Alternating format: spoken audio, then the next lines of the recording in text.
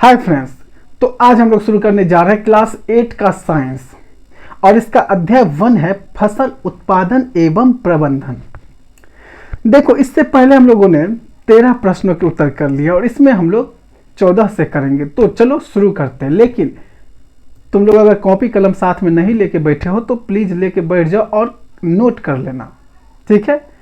चलो चलते हैं प्रश्न 14 की तरफ। यदि गेहूं को खरीफ ऋतु में उगाया जाए तो क्या होगा, चर्चा कीजिए।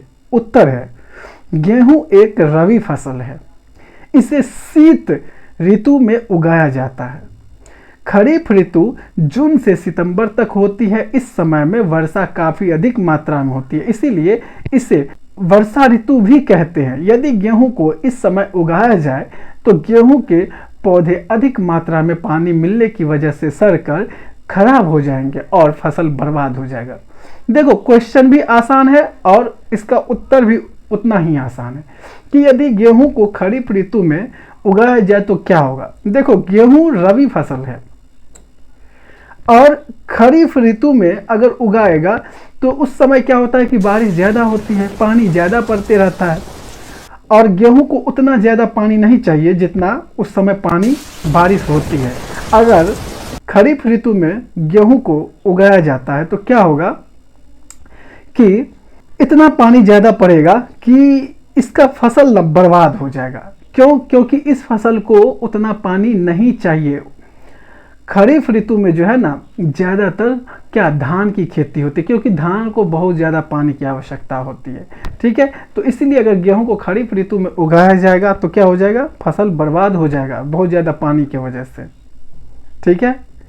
तो ये फसल वही हो जाएगा कि भगवान भरोसे, अगर कहीं बारिश नहीं हुआ तो जान बच सकता है, लेकिन मौसम का भी प्रभाव पड़ता है क्योंकि इस मौसम में ज़्यादा गर्मी होती है और ये जो गेहूं जिस मौसम में किया जाता है उस समय में ठंडा का मौसम होता है, तो हो सकता है कि उसके वजह से भी फसल पर प्रभाव पड़ सकता है, ठीक है। तो इसीलिए जिसका जो फसल का मौसम है उसी मौसम में उसी ऋतु में उगाया जाए तो बेहतर है। चलो अब हम लोग देखते हैं प्रश्न 15 को। खेत में लगातार फसल उगाने से मिट्टी पर क्या प्रभाव पड़ता है।